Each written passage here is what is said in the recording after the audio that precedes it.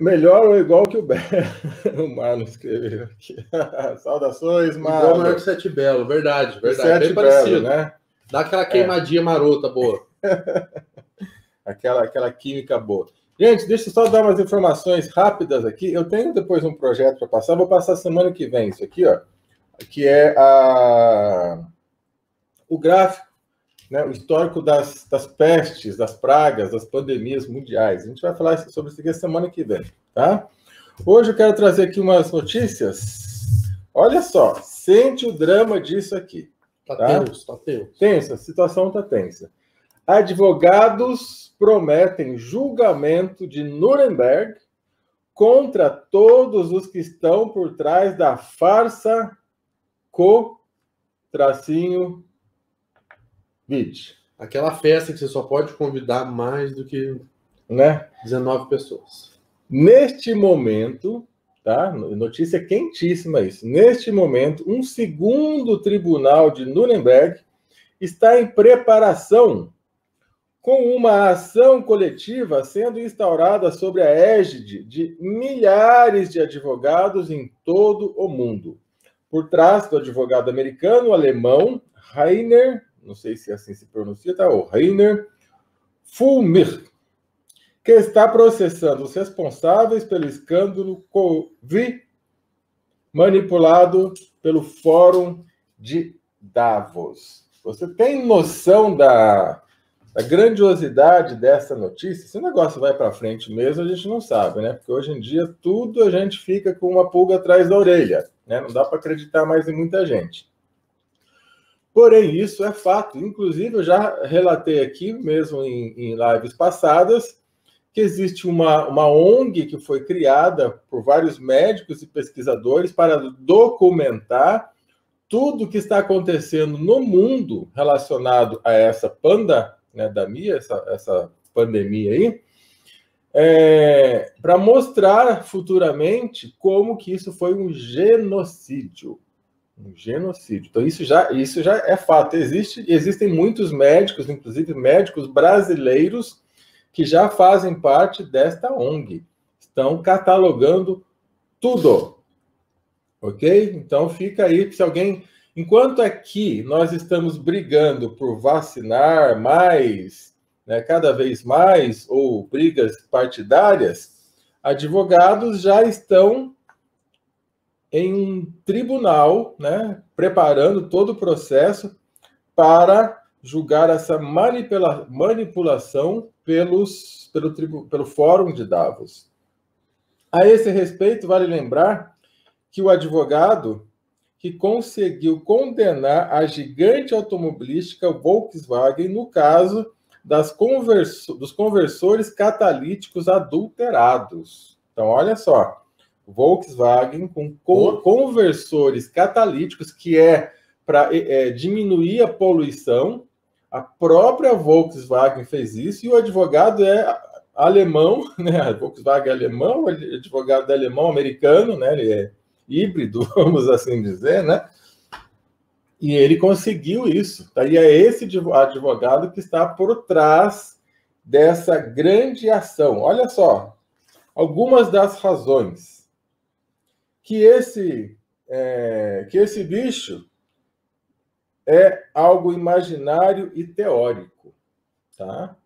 Da forma, obviamente, o bicho é real, a gente sabe que isso é real, né? E está aí. Mas que a forma com que estão colocando ele, imaginário e teórico. Criado por iniciativa de um grupo de advogados alemães com o objetivo de iniciar uma ação coletiva. Opa, ok. Audiências de cerca de 100 cientistas, médicos, economistas e advogados de renome internacional, conduzidas pela Comissão do Inquérito de Berlim sobre o caso Cobicho, vamos colocar Cobicho, desde... isso já começou em setembro do ano passado. Olha o que eles alegam, que essa pandemia é uma tática de diversão das elites corporativas e políticas.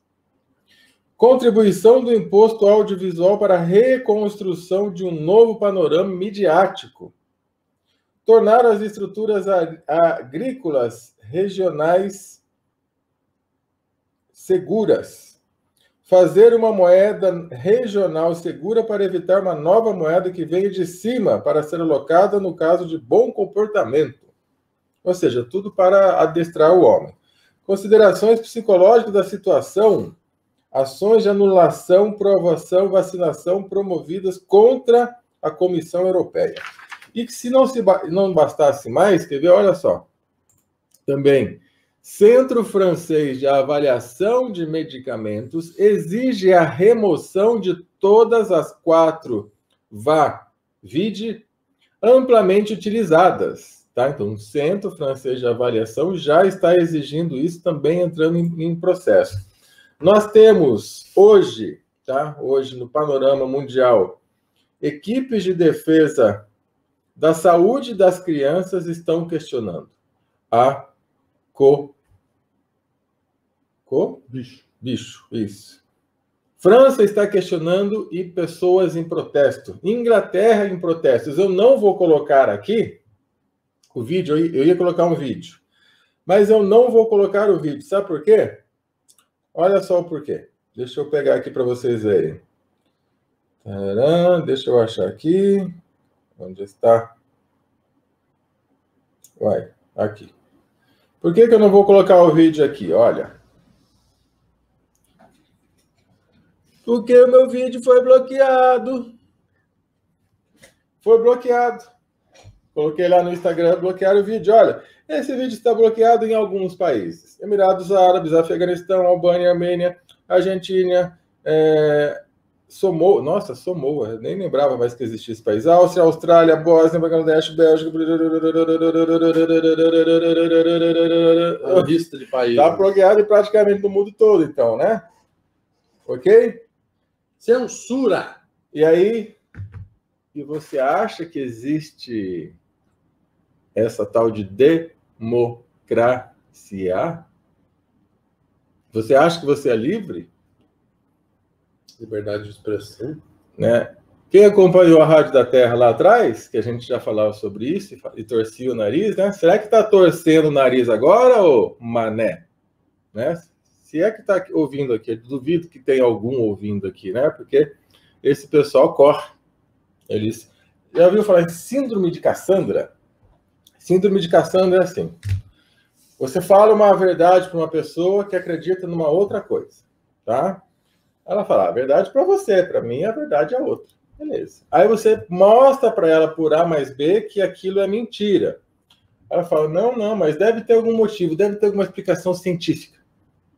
Aí você vai lá e dá uma explicação científica para ela e mostra foto, vídeo, com assinatura. Olha, é por A mais B que é assim. A pessoa olha e fala, eu vou refletir sobre isso. E vira a cara e vai embora. Ela não quer acreditar de forma alguma.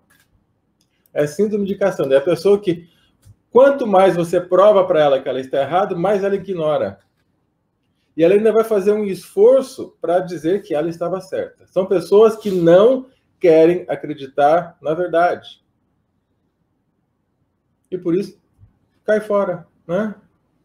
Enquanto tá oba-oba, fica ali. Mas a hora que a gente mostra que a coisa não é assim, as provas no decorrer dos anos vêm e mostram, ela disfarça, né? Ela dá um tiro pela culatra e desaparece. Volta a curtir os canais fake news, né? Que tá cheio por aí. Certo? Inglaterra questionando a picada. Dr. Bosch, já o mês passado, que o Dr. Bosch é o que trabalhou muito tempo para o Bill Gates nas empresas de vacina do Bill Gates, tá? Ele é um pesquisador. Mandou carta para todos os governos, não tome a picada. A Alemanha está questionando a picada. Então, o que a gente pode fazer? O que podemos fazer? Todo mundo já está alertado. Não é mesmo? Alguma pergunta aí, para a gente começar? Antes de chamar o nosso querido amigo Marcos, se tiver alguma pergunta aí no chat, se alguém quiser fazer algum comentário, pode comentar. que já, então, nós vamos dar entrada aqui para o tema da noite, que é a farsa da história, ou as farsas históricas, né? As farsas que nós temos aí no decorrer de... Nossa, se a gente fosse falar de todas as farsas, eu acho que a gente tinha que fazer um programa eterno, né, Marlon? Programa eterno, e a gente nunca sair daqui. Sempre. Gente, com 18 anos de idade, mais ou menos, eu comecei a questionar toda essa coisa de Brasil, né? Duque de Caxias, Tiradentes, não batia umas coisas na minha cabeça. E aí, a hora que eu comecei a encontrar alguns relatos e algumas pessoas que na época era muito difícil você encontrar alguém que pensava fora da caixinha, eu fiquei boca aberta. Eu entrei em contato com pessoas de outros estados que tinham material, com professores de universidades que tinham material diferente daquilo que era ensinado na universidade. Eu falei, mas como assim? Eu comecei a ver que aquelas guerras, né, guerras do Paraguai, as guerras nas fronteiras aqui do Brasil, a explicação que nós recebemos nas escolas, não tem nada a ver com a verdade do que rolou, do que está arquivado. Aquilo que eles colocam para a gente é uma maquiagem. E vamos saber um pouquinho sobre Tiradentes, né, Caxias, vamos saber um pouquinho sobre tudo isso? Então, eu vou colocar aqui agora o nosso querido amigo Marlon Adami. Homem! Boa noite! Boa noite! Boa noite! Tudo na Santa Paz? Tudo na Santa Paz, dentro do possível, né? No meio dessa guerra, a gente tenta ficar na paz. Eu estou aqui com a minha aguinha, ó. Opa, aguinha da Rádio da Terra, Boa. Bons tempos, isso aí é de sempre. Agora o menino tem que juntar aqui, nós temos que fazer um casal. Tem que juntar para não aparecer. Marlon, viu aí sobre os advogados fazendo um novo tribunal de Nuremberg contra a farsa da pandemia? O que você acha disso? Tudo isso está dentro do previsto, né? Porque desde que começou esse momento pandêmico, né, se esperava que mais cedo ou mais tarde alguém fosse contrariar o establishment, né? Porque é impossível que se tenha uma montagem globalizada de uma pandemia e ninguém, em parte alguma, fosse dar o contra. Hoje, por exemplo, eu vi aqui um banner na internet que na Europa eles estão lá com vacinação bem lenta, como nós estamos aqui também. E na Europa, na Croácia, eles já estão divulgando um festival de música eletrônica que vai ocorrer em agosto. Quer dizer, eles já estão largando de lado essa história toda, porque não tem os números não fecham, as estatísticas não fecham, tem muita coisa ali que não sabe, o povo não consegue mais engolir. Tá? Aí tu tem que separar a sociedade em grupos, né? Tem o grupo daqueles que entraram para a bolha do pânico e do medo, que se tu disser, olha o bicho, ele é capaz de chamar o SAMU para levar ele para o hospital. Tem aquela turma que fica em cima do muro aqui e tal, né? Prefere aguardar um dia após o outro para ver o que acontece. E tem essa turma que simplesmente olha dados, vai atrás de fontes confiáveis, observa a coisa com um olhar bem cético, né? E vê que a conta não fecha. A conta não fecha. Desde o princípio, aquela coisa, supervalorizaram tanto as estatísticas, né? Hoje a estatística é a resposta para tudo. Uma estatísticazinha básica. O Distrito Federal tem 3,5 milhões de habitantes. Em 1 ano e 4 meses de pandemia, nós temos 350 mil casos registrados, com 7 mil óbitos. Pô, tudo bem, tá? Morreu 7 mil, tem 350 mil casos. Mas pandemia não é isso. Pandemia em 6 meses, 30%, 40% da população mundial já tinha que ter morrido. Aí é pandemia. Agora, essa pandemia ela é mais um artifício teatral de manipulação psicológica, de táticas psicológicas para manter o medo, o pânico e a insegurança, do que realmente o perigo cabal do tal do bicho, esse que dizem que é para mim, o pior bicho que essa turminha já inventou não foi esse, não. O pior de todos foi o ebola, que não saiu da África. Esse aí é furioso. Devastador, né? Esse sim. Esse aí é uma ramificação que é uma... Como é que é? É uma variante do SARS-CoV que foi criado lá em 1985 e eles estão aprimorando, estão modificando ele ao longo do tempo aí. Nada mais do que isso. Hoje também eu vi um outro vídeo no interior de São Paulo, o cara estava sepultando um parente e com o atestado do hospital dizendo que ele não morreu de Covid. E o caixão todo lacrado em plástico lá, e o cara... Meu parente aqui não morreu de Covid, está aqui, ele morreu de pneumonia, mas olha como é que está o caixão. Quer dizer, é muito teatral, já estão mostrando aí que muito daquele saco preto enfileirado em cemitério que tinha dentro era papelão. Quer dizer, muita... Olha, o ser humano, eu não sei não, viu, mas se tu pegar boa parcela da população e jogar no lixo, o lixo te devolve, viu? Porque para o ser humano hoje, para ele inventar e criar o que não presta, ele tem uma imaginação e uma rapidez fantástica. Pois é, mano, pois é. Pede para ele gastar 2 minutos para pensar em alguma coisa produtiva. Ah, não, ele não tem tempo. Ele nunca tem tempo. É as redes sociais, o Zap, é alguma coisa, como é que é? O acompanhamento das fofocas palacianas que correm 24 horas por dia, que interessa. Aí ele tem tempo. Agora, para alguma coisa produtiva, para alguma coisa séria, ele nunca tem tempo. Ontem, é complicado.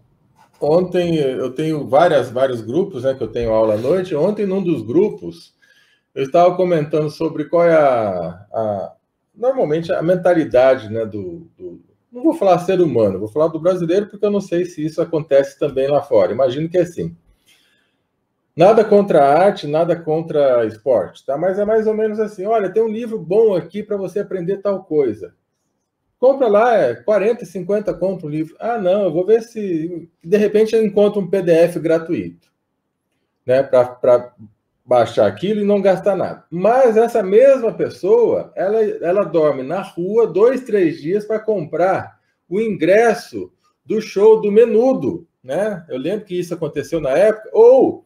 Como eu vi em São Paulo, nas finais de campeonato, pagando R$5.000 no ingresso, que né, foi esgotado, aí vem os cambistas, compram ali, vende por R$5.000 o ingresso, que custaria 150 no máximo, e o cara paga, dando grito de alegria, ainda mostrando para todo mundo, eu consegui, mas ele não gasta 50 conto em algo que vai trazer benefício para ele. Essa é a mentalidade do nosso povo, de uma maneira geral. Eu me aprofundo um pouquinho mais. A gente é aquela coisa, a crítica pela crítica. Eu sou daquele que eu olho, critico, mas eu tento esmiuçar, chegar na raiz do problema. Porque não adianta tu pichar a causa, pichar a consequência, se tu não observar a causa do problema. Né? E aí muita gente se limita dentro de uma área do conhecimento para explicar as coisas. E não se explica nada, estanque dentro de uma determinada área do conhecimento. Tem que cruzar várias áreas para poder chegar dentro de uma opinião, de uma constatação relativamente viável. A nossa sociedade, ela vem desde 1950 sendo formada e deformada por teses e teorias de intelectuais de várias áreas do conhecimento, sociólogos, psicólogos, antropólogos, filósofos, historiadores, juristas, um grupo de intelectuais que, a partir dos anos 50, começou a aplicar essas teorias deles e que hoje a gente vê o resultado delas, que é uma sociedade, vamos usar o termo mais vulgar, mais conhecido, uma sociedade extremamente politicamente correta, onde a pessoa não tem identidade, ela não tem identidade própria, ela não tem opinião própria, ela depende do que o grupo está seguindo, do que o grupo está falando, do que o grupo acredita. O indivíduo, porque a sociedade ela é feita da soma de indivíduos. Eles conseguiram, através da implementação dessas teses, que a gente chama vulgarmente de politicamente correto, transformar a sociedade, no máximo, num amontoado de grupos antagônicos, e que fica se conflitando o tempo inteiro, seja por gênero, por raça, por cor, por partido político, por time de futebol, ou por mera opinião. Porque o diálogo, uma conversa racional e produtiva, ela tem que ter o contraditório. E tu pega 100 pessoas politicamente corretas e bota elas para conversar, não tem diálogo. Porque uma fala, todas concordam. Quando um discorda, opa, esse não faz parte do nosso grupo, cai fora. Então, tu não tem contraditório, tu não tem um diálogo, tu não soma. O diálogo do politicamente correto, que é o que acontece hoje, é um bando de pessoas que ou elas concordam com o que as demais pensam e replicam, ou elas entram num conflito perpétuo. Né? Muitas fazem como tu comentou antes, né? Vira o que tem a síndrome de Cassandra, vira as costas e sai andando. Outros, eles tentam, de todas as formas, das mais mansas às mais virulentas, fazer com que o argumento vazio dele se sobreponha e ele tenha a última palavra. Ele tenta matar o seu companheiro de conversa no cansaço. Porque o que alimenta o politicamente correto, o que é? É ele ficar com a última palavra. Tendo ou não tendo razão, porque ele não tem argumento, ele não tem conhecimento, ele simplesmente é uma cabeça vazia que concorda com a maioria. Ponto final. E a nossa sociedade, infelizmente, ela está resumida nisso. Está resumida nisso. Nós, eu, tu, o Igor, e mais um grupo muito seleto e muito pequenininho, pulverizado, não digo, eu já nem falo no Brasil, eu digo no mundo inteiro, tá? É uma minoria da minoria. Porque 99,5% da população mundial está contaminada ou foi formada dentro desses moldes. Cada dia mais. Cada dia mais. Com certeza. E para deixar que essa base que nós estamos falando é algo que já vem lá de trás, vamos ver sobre o tal do Tiradentes? Vamos começar por ele? Dia 21 de abril eu fiz um podcast pro Bunker, deixei depositado no meu canal do YouTube, a respeito das falácias históricas. Na verdade, as falácias históricas... eu vou ficar protegido aqui contra as radiações aí dos MK Ultra da vida. Ah, tá certo. Lembra do filme? Qual que é o nome do filme mesmo que tinha isso aqui? Esqueci agora. Vamos lá. A gente vem, ao longo do tempo, isso desde que o mundo é mundo, tá? Isso não é nada recente. A história, ela é contada por quem vence. Quem vence na força ou quem vence no diálogo, mas é o vencedor que conta a história. O perdedor, ele vai se retirar de cena e vai rever os seus conceitos. O Brasil, o nosso exemplo aqui, toda a história brasileira ela é feita de mitos. Mitos criados, histórias criadas, né? E por trás da formação e da criação desses mitos estão os interesses políticos. O Tiradentes, eu sempre digo que é o exemplo mais explícito da invenção de um personagem e de um fato na história brasileira. Eu até deixei aqui parte do material que eu usei para esse podcast, que eu até vou reproduzir para ficar mais didático. O Tiradentes, ele era maçom, assim como todos os conspiradores da Inconfidência. A Inconfidência Mineira, a gente aprende nos livros da escola, que foi o primeiro movimento de independência do Brasil. Não. Em 1792, o Tiradentes criou a Inconfidência Mineira, ou liderou a Inconfidência Mineira, para a independência de Minas Gerais, apenas. Só Minas Gerais. Por quê? Por causa da alta cobrança de impostos da coroa sobre a mineração, sobre a exploração da colônia de Minas. Minas Gerais, naquele momento, tinha litoral, porque o estado do Espírito Santo não existia, então era Minas e Espírito Santo juntas, então eles tinham saída para o mar, né? E o Tiradentes, além de militar, ele era maçom. Quem foi para a forca não foi o Tiradentes. Não foi. Foi um outro condenado à morte também, tá? Tinha um cidadão lá que estava condenado à forca, e ele resolveu tomar o lugar do Tiradentes na forca em troca de uma pensão para a família dele. Ele era um ladrão. Ele falou, eu me enforquem no lugar do Tiradentes, mas em troca eu quero uma pensão para minha família. Esse ladrão que foi enforcado no lugar do Tiradentes é que foi esquartejado, que penduraram os pedaços dele pela rua, etc, etc. E não o Tiradentes. O Tiradentes era militar, ele era maçom, ele ficou na cadeia, ele foi perdoado pela coroa, ele saiu de Minas, foi morar no Rio de Janeiro, e o próprio Dom João VI aconselhou ele a abrir como é que eles chamavam na época? Não era consultório odontológico, era como se fosse um consultório odontológico de sangrias, que na época eles usavam muito as sangrias para a cura de doenças, né?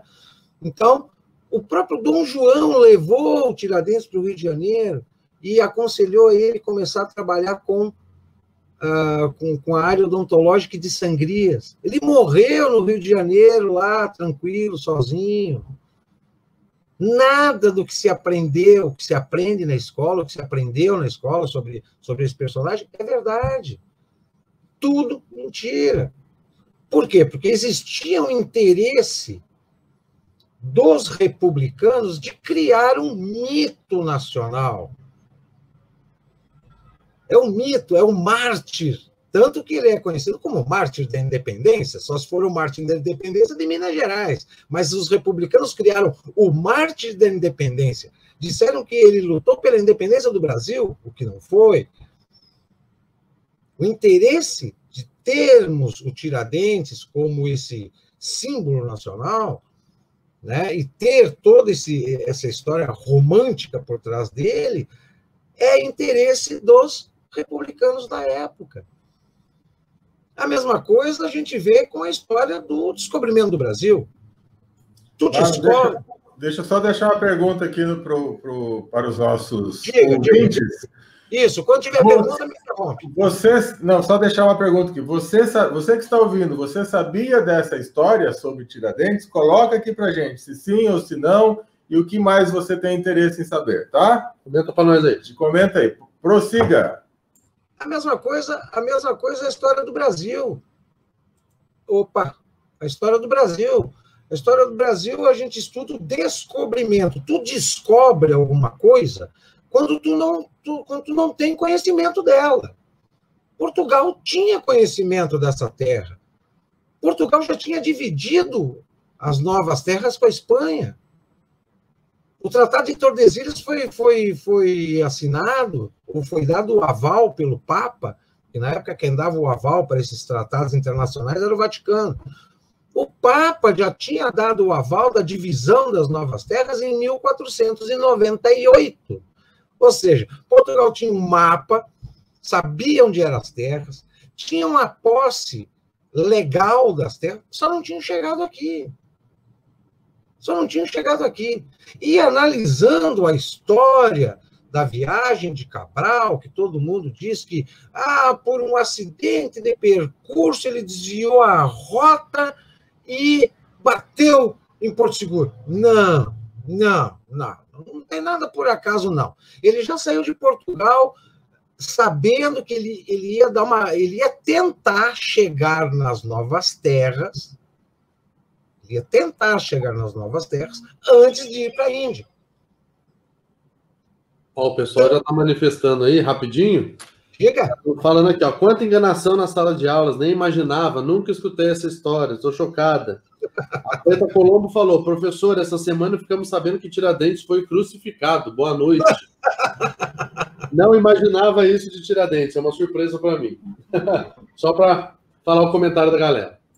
A imagem, só dando uma complementação na afirmação da nossa ouvinte aí, o Tiradentes foi aquelas roupas brancas, barbudo e coisa e tal, isso aí foi feito de propósito. Foi para comparar o mártir com Jesus Cristo. Foi tudo muito bem estruturado na construção do mártir Tiradentes, né?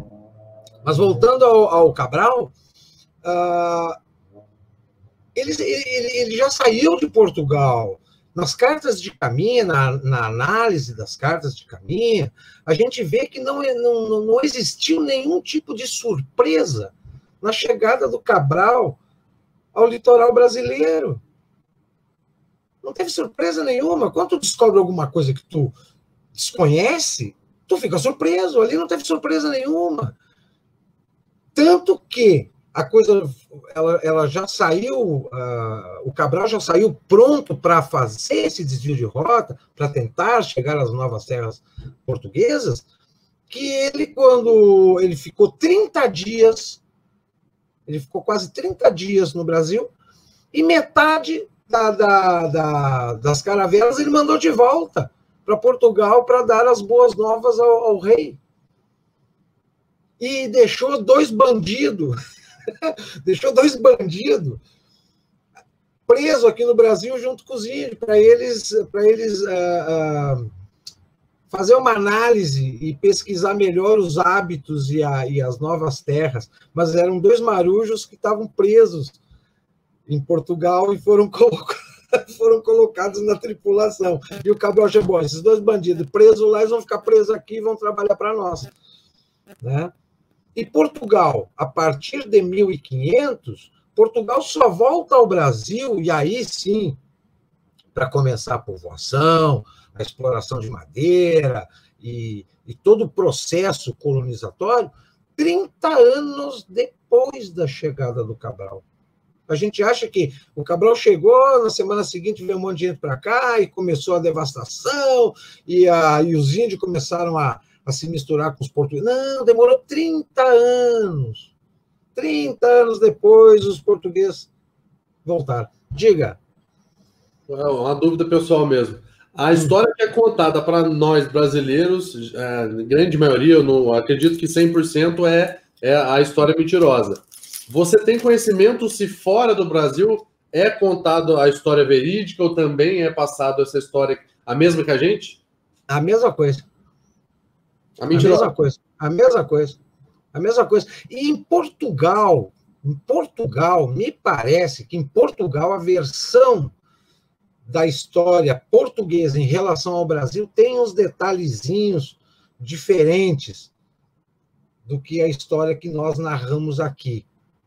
Mas aí nós temos a visão do colonizado e eles têm a visão do colonizador. Né? Então, essa é uma diferença. Agora, no geral, é a história mentirosa. É a história mentirosa que passam. A gente tem que levar em consideração que esses fatos, que a gente chama de farsas, não deixam de ser as mesmas farsas que a gente ouve diariamente. Todo dia tem uma farsa. Tem a farsa histórica, porque já faz parte da história, do passado, né? Mas todos os dias se fabrica e aparece uma farsa diferente. Essa farsa pode ser chamada de fofoca, pode ser chamada de fake news, pode ser chamada de boato, pode ser... Ela tem vários nomes. Atualmente, o nome da farsa é fake news. Como é que ela se consolida para entrar na história? Se tu mantiver uma fake news durante 30 anos, 50 anos, ela vai entrar para os anais da história. Simples assim. Mantém uma fake news 50 anos, ela vai virar verdade e vai entrar para os anais da história. Vou te dar um outro exemplo de uma farsa que vem sendo replicada e contada e repetida desde os anos 70, meados dos anos 70. A farsa histórica do nosso regime militar, que não tivemos regime militar. A farsa histórica da ditadura brasileira de 64 a 85, que não tivemos ditadura nenhuma. Isso é tão grave que todo mundo afirma que nós tivemos uma ditadura e um regime militar. Aí eu te pergunto, por que essa farsa histórica ela se mantém? Porque desde meados dos anos 70, e aí muitas pessoas vão se perguntar, mas pera lá, meados dos anos 70, quem estava no poder eram os militares. Não, nós tínhamos um general-presidente. Não eram os militares que estavam no poder, nós tínhamos um general-presidente. Tá? Já lá naquela época, estou falando de 74, 76, as escolas brasileiras estavam lotadas de professor de história falando que aquele momento era um momento de ditadura, de regime militar, porque olha a censura, porque nhenhenhé. Engraçado que eles... É aquela coisa... na história, o vencedor é que conta, né? É ele que conta, quem vence. Aqui no Brasil, eu acho que é o único país do mundo onde o perdedor é que conta a história. A esquerda perdeu e eles que contam a história. Por quê? Porque, infelizmente, isso é um meia-culpa que os militares, principalmente os antigos, eu tive contato com alguns generais da velha guarda, que eles mesmos fazem um meia-culpa. Eles se preocuparam muito com o trabalho da esquerda no Brasil em relação à violência urbana, terrorismo, sequestros, bomba em aeroporto, guerrilha rural, como foi lá no Araguaia. Eles se preocuparam com isso, em dar segurança para a sociedade. E esqueceram dos jornais, das escolas, das universidades, da mídia em geral, das editoras, que hoje, se tu pegar 100 livros de história brasileira, os 100 livros contam a mesma mentira. Por quê? Porque são escritos por intelectuais de esquerda. Então, nós temos uma grande farsa histórica que tem o quê? Pouco mais de 50 anos. É uma farsa. Só um detalhe aí, mano.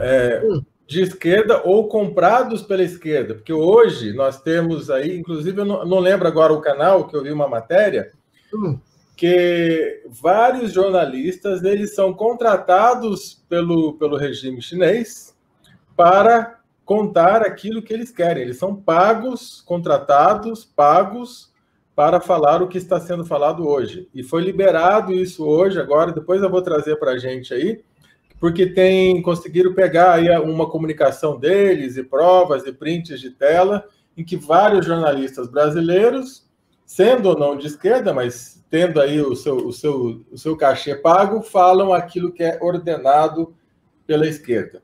Como é que eram as guerras antigamente, Celso? Não tinha os exércitos oficiais e o exército mercenário? Sim. Na Guerra da Informação, tu tem jornalista mercenário. Pagou, eu estou falando, estou divulgando.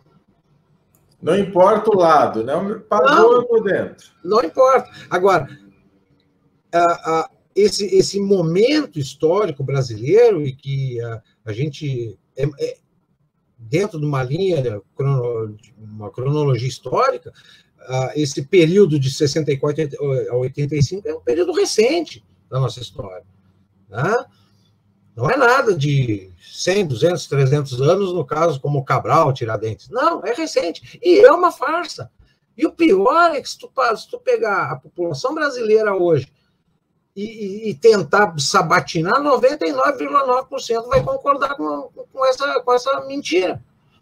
Todo mundo fala em regime militar. Aí, o que é um regime militar? O regime militar é quando um governo é formado só por militares. Naquela época, só o presidente e os 3 ministros das Forças Armadas que eram militares. O resto era tudo civil. Então, já não é regime militar.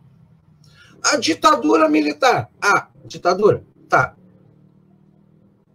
A população escolhia os deputados. Os deputados elegiam, faziam uma eleição, tudo bem que era indireta, mas com 2 candidatos, um de situação e um de oposição.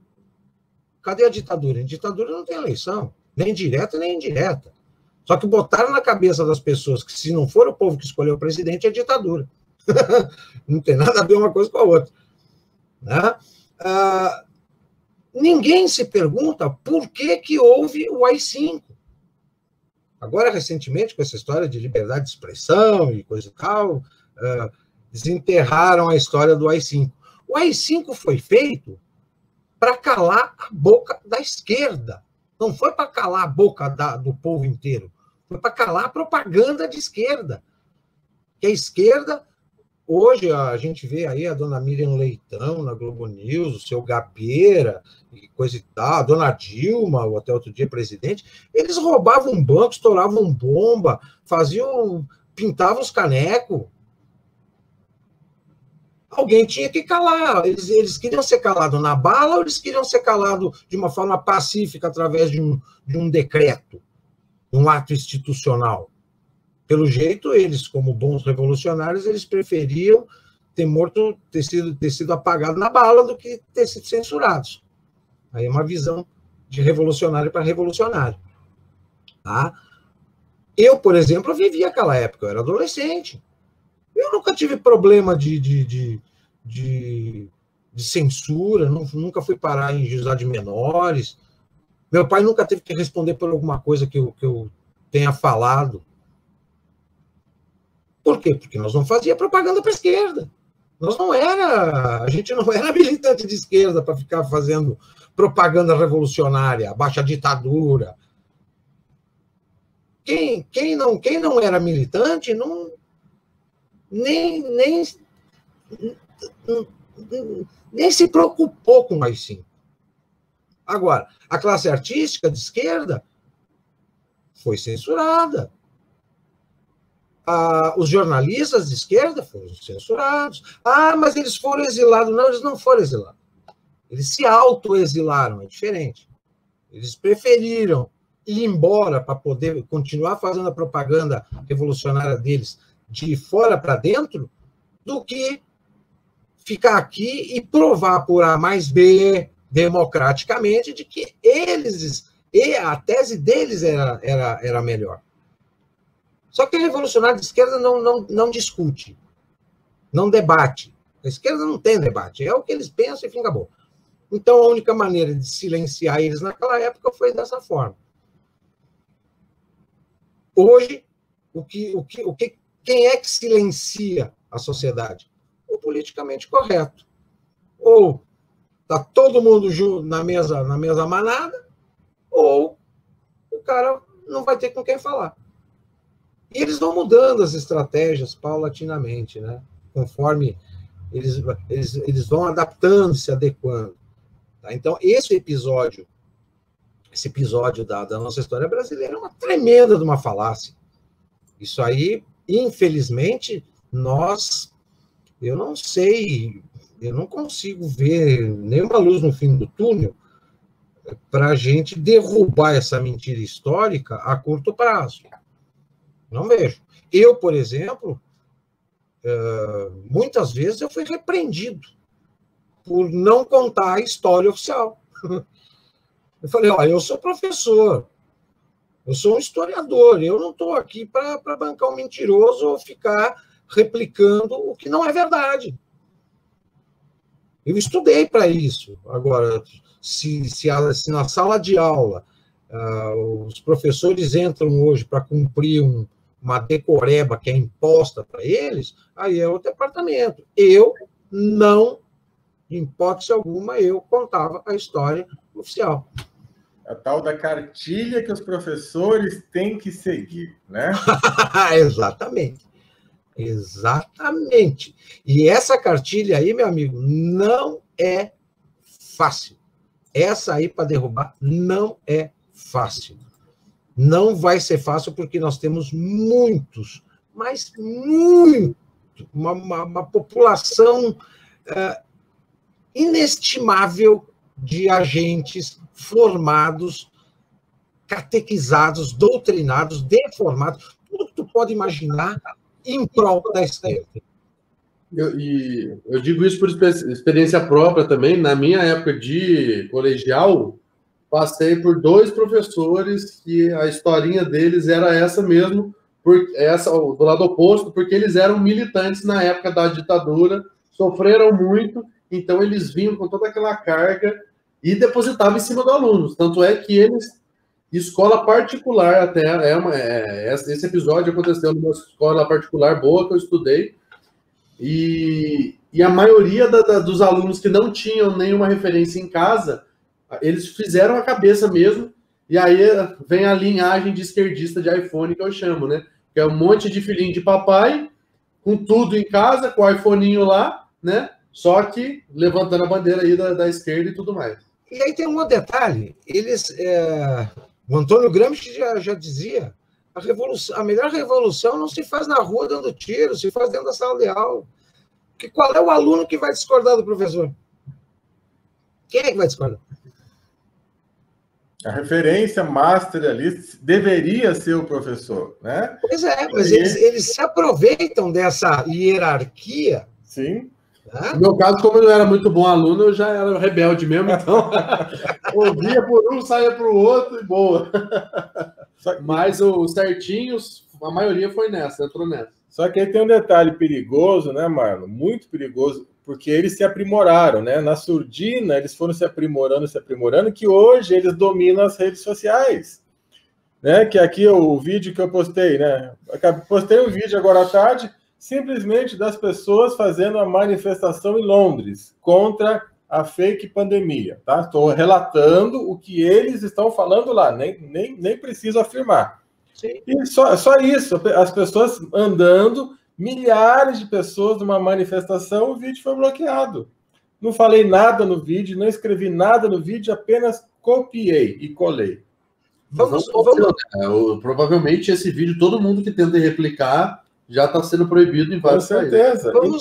Vamos falar de uma farsa que também possivelmente vai entrar para os anais da história.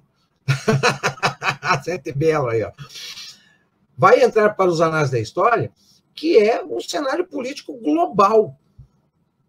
Né? Porque até após, assim, até os anos 60, mais ou menos, a democracia ela era formada por direita e esquerda. A questão é que, antes da guerra, já existia uma teoria chamada de terceira via. Que essa terceira via nada mais é do que pegar o melhor da direita e o melhor da esquerda. E pegando o melhor da direita, o melhor da esquerda, o melhor da direita, o capitalismo, o melhor da esquerda, o socialismo. Eles criaram o que nós conhecemos hoje como social-democracia. 90%. A China é social-democrata, meu amigo. A Alemanha é social-democrata desde o fim da guerra.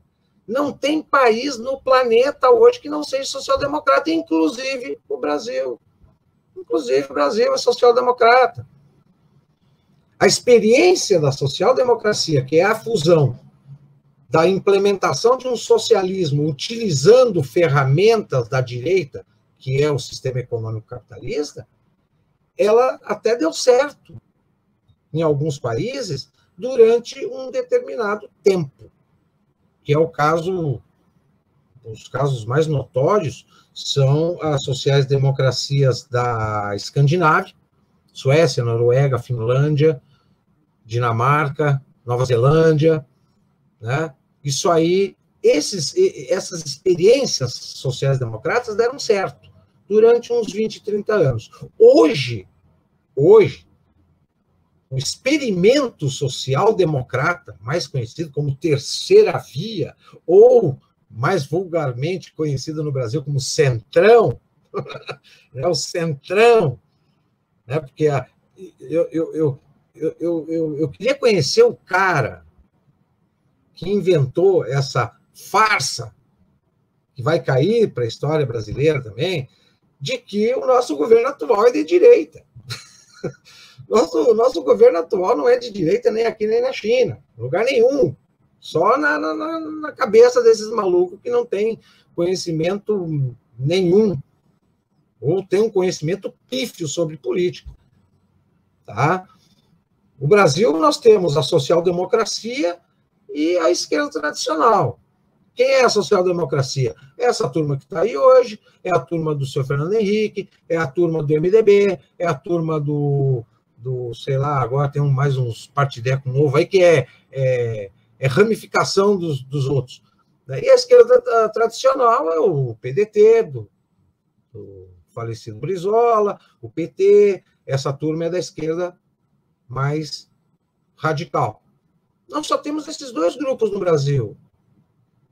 Só que eles dizem que o Brasil hoje tem direita bolsonarista, extrema esquerda lulista e a terceira via, centrão, que é o ponto de equilíbrio. E aí tu vai ver o ponto de equilíbrio dos caras, é essas teorias caquética, rançosa, falida da social-democracia. Tem nada de novo.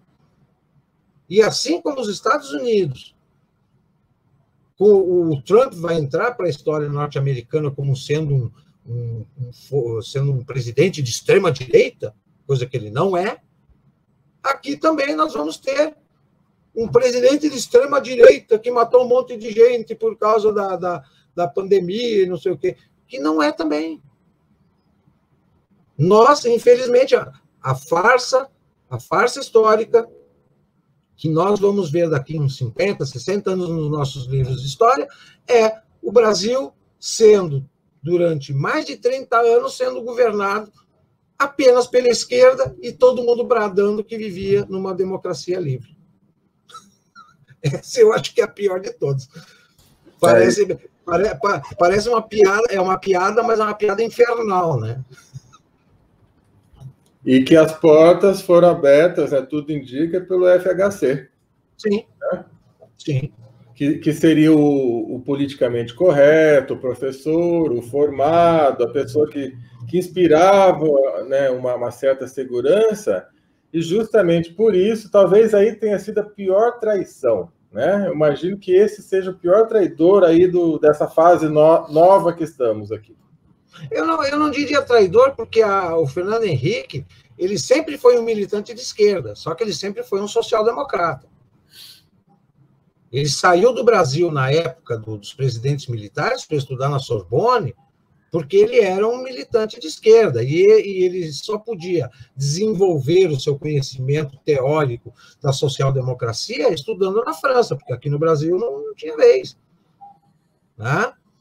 Ele trouxe o Antônio Gramsci para dentro das nossas universidades, ele trouxe o Paulo Freire para dentro do nosso ensino nacional, ele ajudou a fazer o boom das faculdades de pedagogia, nenhuma escola pode viver sem uma pedagoga, né? O que será o que será de uma escola sem um método pedagógico, didático? Meu Deus do céu, todo mundo vai sair mais burro do que entrou. Já vamos deixar o gancho aqui, Marlon. Daqui a 15 dias, Marlon volta aqui para a gente falar sobre professor e pedagogo e companhia. Vamos falar e deixar claro sobre as diferenças e o que é isso, quão importante é entender esse assunto para o nosso futuro, entender o que já está acontecendo e o futuro.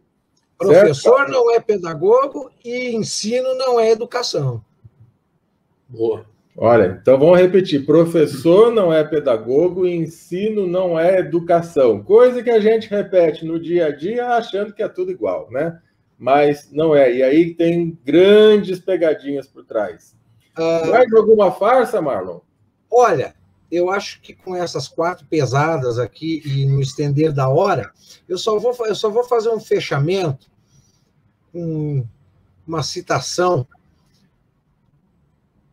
e um fechamento baseado nessa farsa do cenário político brasileiro, que também serve para o cenário global. O grande experimento social-democrata na Europa e nas Américas, de colocar todo um país no assistencialismo, irá explodir sobre todos os políticos de todas as nações que tentarem implantar essa ideia. Simplesmente não haverá novas vítimas disponíveis das quais se extrair a riqueza necessária para colocar todos no assistencialismo universal que a social-democracia prega. Hoje mesmo as receitas tributárias já estão em queda em boa parte do mundo desenvolvido. A ideia de um estado de bem-estar social está condenada à falência. O arranjo não durará mais do que a segunda metade do século XXI. O socialismo é popular apenas enquanto os socialistas conseguem meter as suas mãos no dinheiro dos outros e redistribuir ao seu bel prazer. A capacidade do socialismo fazer isso hoje está cada vez mais próximo de zero. Chegou a hora de os sociais-democratas aprenderem a mesma lição. Eu acho que a farsa, existem farsas históricas seculares, e hoje nós temos pelo menos 2 ou 3 grandes farsas acontecendo, que vão entrar para os anais da história, né? Esperemos que, com o passar do tempo, a mentira não prevaleça, né? Mas a gente vive N farsas. Essas são as principais. E você concorda, Marlon, que apesar de difícil, trabalhoso, dificultoso, esse trabalho que estamos fazendo em conjunto, que você já faz há tempo, que eu já faço há tempo, isso tem ajudado pessoas a clarear um pouco a mente? E já deixo a pergunta para você também que está assistindo, que está ouvindo. Você acha que esse trabalho ajuda a confirmar aquilo que você já sabia, desconfiava, ou está atrapalhando? O que você acha, Marlon? Olha, Celso, eu passei praticamente a partir de 2013 a 2018, mais ou menos, ativamente mesmo, me incomodando, perdendo sono e fazendo e acontecendo, muito preocupado, muito, sabe? De 2018 para cá, depois da eleição, eu vi que ansiedade e muita adrenalina jogada fora. O nosso trabalho é importante, sem dúvida. É melhor ter meia dúzia tentando fazer alguma coisa do que não ter ninguém. Agora, esse trabalho, ele é um trabalho que a gente pode chamar de formiguinha. Eu somo com o Celso vai somar com o outro, que vai somar com o outro, que vai somar com o outro. Nós vamos morrer e não vamos ver qual foi o resultado efetivo desse trabalho que nós estamos fazendo hoje. Por quê? A esquerda, ela não trabalha a curto, médio prazo, ela trabalha a longo prazo. e nós estamos correndo atrás deles. Nós trabalhamos... Quem é contrário à esquerda trabalha com projeto imediato. E eles trabalham com projeto a longo prazo. Tanto que a esquerda no Brasil começou a atuar em 1922. Quando é que eles chegaram no poder? 2002. 80 anos depois. Eles demoraram 80 anos para pegar o poder pelo voto. Sem dar tiro, sem guerrilha, sem coisa nenhuma, sem revolução. É assim que eles pensam. E quem é contrário a eles, é isso que a gente vem observando aí ao longo dos últimos anos. Todo mundo quer solução imediata. Me dá um comprimido aí para mim viver num mundo melhor, sem a esquerda, sem petismo, sem isso, sem corrupção, sem... As pessoas precisam... O trabalho que a gente faz não é um trabalho... É um trabalho também de informação, mas principalmente de conscientização do modus operandi como as pessoas agem. Elas precisam se conscientizar que, primeiro, conhecimento. Segundo, paciência. Nada acontece de um dia para o outro. Isso vale para várias áreas. Tu quer fazer um tratamento natural e saudável para o teu corpo? Tu não vai tomar um comprimido, tu não vai te curar. Tu vai ter que fazer um tratamento a médio ou longo prazo. E as pessoas, elas se tornaram muito imediatistas, elas querem tudo para ontem. Elas querem entender as coisas para ontem, elas querem mudar as coisas para ontem. E isso é a tal da revolução tecnológica, que mexeu no modus operandi das pessoas, achando que porque o celular tu dá um clique e tu resolve qualquer coisa, eles... Com um clique também eles querem resolver todos os problemas da vida do cara. Não é assim. A internet, ela é rápida em algumas coisas que nós precisamos fazer. Em outras, a velocidade da internet não existe. É a velocidade da natureza. É a velocidade do nosso corpo. A máquina é rápida, a nossa cabeça é lenta. A velocidade da nossa cabeça, ela é uma lesma comparada com essa infusão de tecnologia que tenta equiparar o ser humano às máquinas. Não é assim. Não é, infelizmente. Agora, o nosso trabalho, ele é importante? Sem dúvida. Tu em São Paulo, eu aqui em Brasília, tem um outro professor lá em Alagoas, que é um alemão, inclusive, o professor Miller, lá em Alagoas, também faz um trabalho semelhante, e tanta gente espalhada. O problema é que a gente não consegue juntar. Está todo mundo pulverizado, com um eco fraquinho, né? Mas esse trabalho de formiguinha, esse garimpo que a gente faz, pelo menos as pessoas não perguntam, que bom, não vamos reclamar que elas não perguntam, mas elas vão pensar depois. As perguntas virão depois que elas pensarem. Ótimo, ótimo. Temos aqui alguns depoimentos, né? Leia para a gente, Igor. Claro.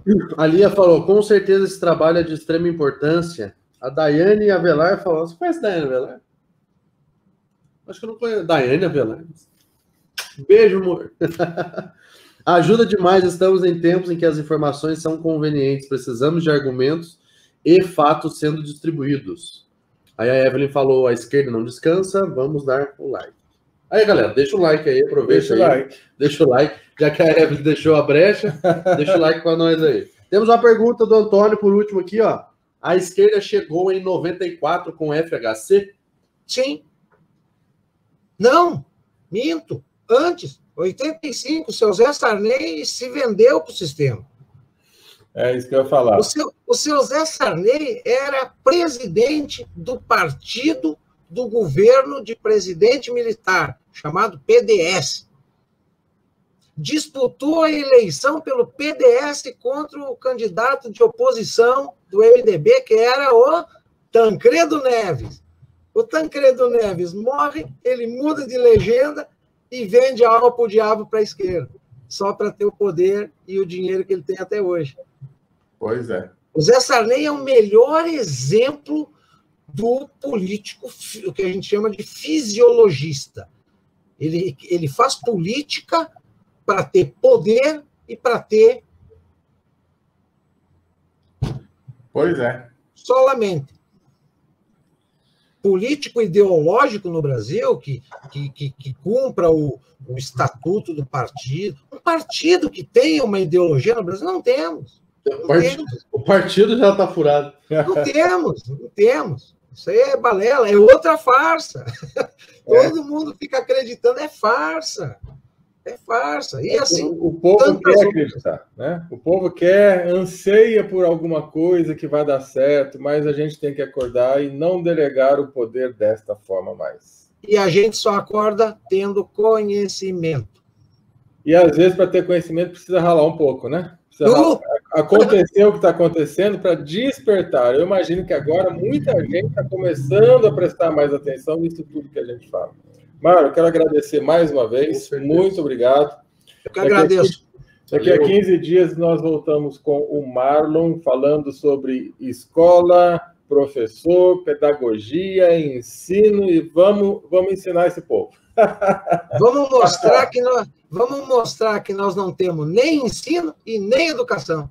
Pois é, nós precisamos ainda aprender sobre tudo isso. Mais uma vez, muito obrigado. Obrigado a todos que aqui estão. Valeu, obrigado. Um abraço para a esposa aí, Marlon. Será dado. Desculpe se eu encho tua caixa de vez em quando, viu? Não, prazer. Pode mandar que eu vou vendo com calma aqui. Tudo é importante. Obrigado.